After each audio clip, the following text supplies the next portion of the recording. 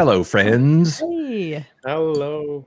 You know, there's a whole lot of humor to be mined from rock and roll, because a lot of times, have we all noticed that sometimes rock and rollers take themselves so seriously? They're almost a parody of themselves sometimes. Sometimes, yeah. But I mean, I love old, I have so many old records from bands that might be in the category of taking themselves way too seriously, and for some reason, for some of them, it works. It totally works, like Black Sabbath or something. It's like totally does works.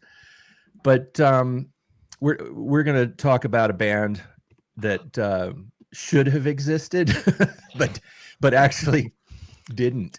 It did, and then it didn't. Yeah, At the same time. they did. They created the band for the mockumentary, but then they did actually do some shows, and they all are musicians, so they really wrote.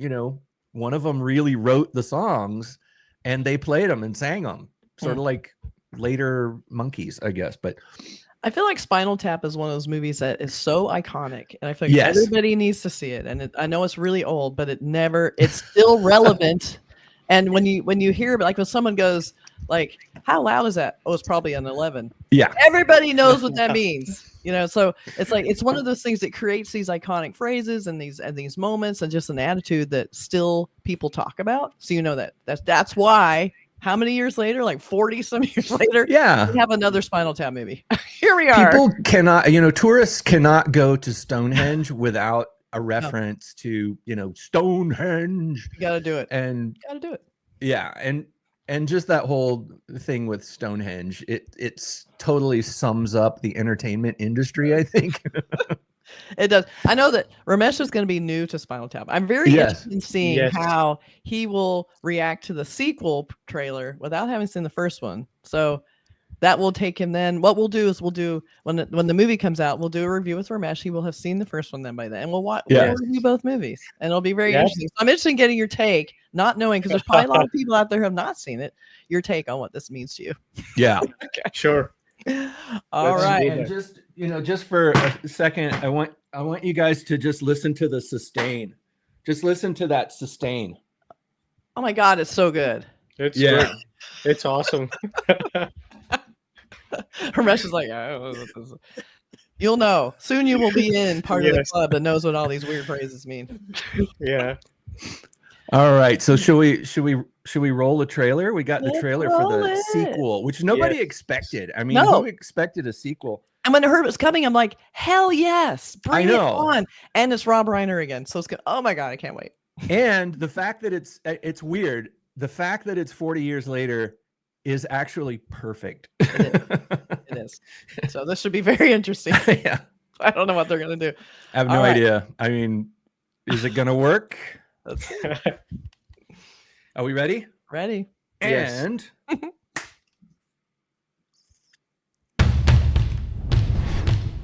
Hi, I'm Marty DeBerge.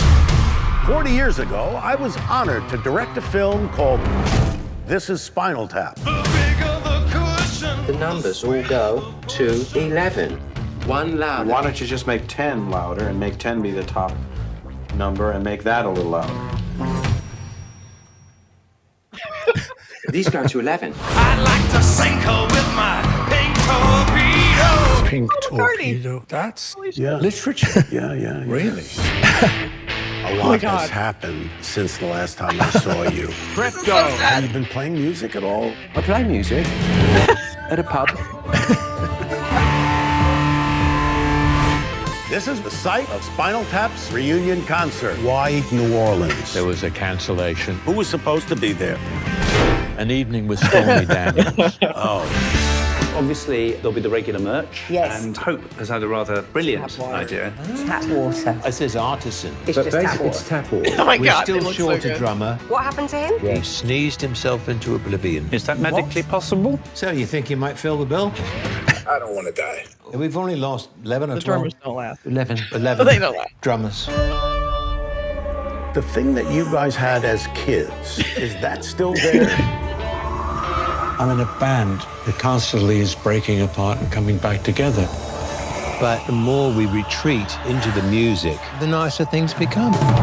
Not to be profound or anything, and it would be a first time for me. Stonehenge, 'tis a magic place where the moon doth rise with a dragon's face.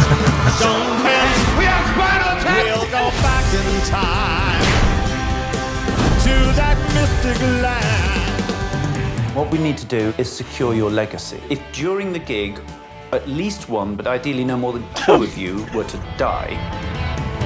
Would you settle for a coma? Oh, no, that's interesting. You know? That's a great bit of thinking outside, well, the literal box, I suppose, actually. Yeah. Oh my God, fucking Elton John singing Spinal Tap. This is the best thing ever. Yeah. Oh, I love it. Well, musicians, I guarantee every musician that you could think of has seen this movie and loves it and probably totally relates to it. It was so good. I heard you laughing, Ramesh. So even not doing anything, just seeing these guys doing what they do, which they're so good at, is already funny.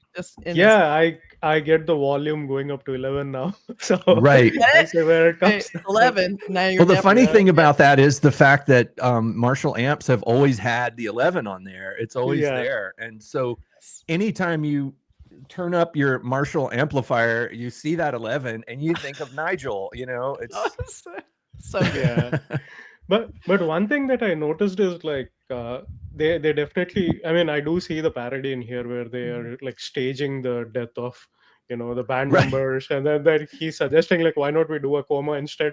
So yeah, it's like might be a little easier. Yeah, and I love the running joke that they're still talking about is how the drummers are always dying. So they have to keep replacing drummers. So every time they ask, people are like, oh, I don't.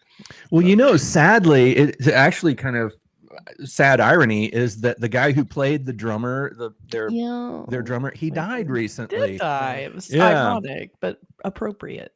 In a weird way, appropriate. Yeah, it kind of makes sense. But I'm sure they're going to have a little in memoriam thing at the end of the film for people like Fred Willard and the other people who were in the original movie who were so good. Even Bruno Kirby, who was the limo driver, remember, who's talking about Frank Sinatra, and they start rolling the window up. Like, it was so sad.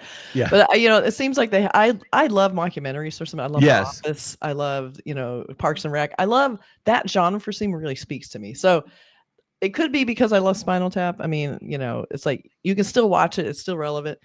But it's like there's something about that where you have people talking to camera and supposedly expressing and their real thoughts. It's just hilarious to me. I don't know why. Yeah, I just love it.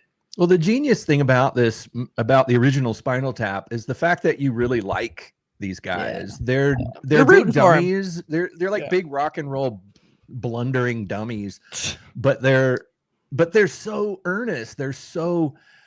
I mean, David St. Hubbins takes himself so seriously in his music, and Nigel Tufnell,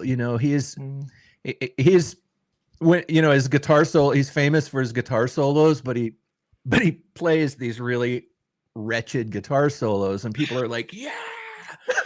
And it's like they love that he's so bad.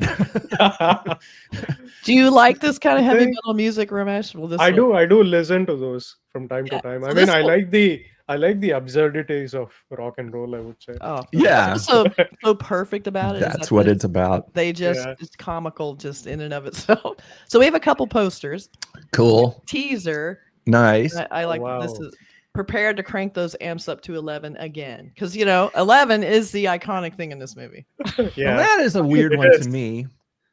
Being a musician, guitar, and being familiar with things like guitars and whatnot, that is a weird guitar for them. That pickup, the bridge pickup, is warped looking. The bridge is way too close to the neck. It looks like a guitar that was created with AI. To be honest, it was definitely created with Photoshop. That's for sure. The knobs are in the wrong place, and it's someone who's not a musician, which I would expect. It has 6 strings, which is good, but I don't think any of the band members played a guitar like that. It's not Nigel's iconic guitar is a Les Paul, right? And maybe they will in this movie. Maybe it's from this movie. Maybe there was some sort of copyright issue with the look of a real guitar. Like this is kind of a Stratocaster-ish thing, but it's got humbuckers. Why would Fender not approve to use them in this movie? Because Seriously, that would be really good. Yeah, it's just a weird, to me, just looking at that it's a Yep. fake looking, weird, ugly cartoon guitar. You know, it's not the first time where I've worked on like movies where there's a guitar and someone will build something with it, and then you'll see a musician in the meeting. They'll go, that's not really how it works, and that's Right. not what a guitar looks like. Everybody's like, yeah, but look cool. It's like, no. All right, then we have this one. That's a good one. That's nice. I love the subtitle. Yeah. The end continues is pretty great. It's Right. like they just won't stop. They finally got their full-size Stonehenge, it looks like. Yeah, that's the other running joke in this is they Yeah. build a Stonehenge. They have these big hopes, and when they bring the prop in, it's like this big. Well, they did a sketch. Their designer, did this sketch, and they gave it to the artists, and so they're getting good. ready to do the show, and Stonehenge is supposed to come down from the heavens and form behind them. 20 feet tall, and it comes down, and it's like this big, and it sits on the stage, and it's like they're all playing, and they're like looking at this thing like, what the hell? And afterwards they're yelling at the design crew, and she looks at the design, and she's like, guys, it says 20 inches on here. And he's like, it's supposed to be 20 feet. And she's like, this is the sign for inches. That is flag of Spinal Tap. The other thing I'm hoping, I think she's supposed to be in this. Fran Drescher was so good in the first one as a publicist. She's so obnoxious. Yeah. I hope she's in this. I didn't see her in this, but there's probably a good chance she's in it. So I'm hoping. Yeah.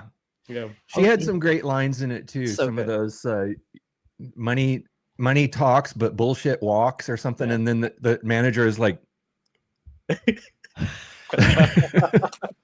Okay. So, I'm going to definitely watch the first part. Definitely watch. Can't wait to hear your opinion of it after. We'll do a little mini review. That'll be I good. think you'll like it. I mean, it's funny. I mean, it's just it's ridiculously funny.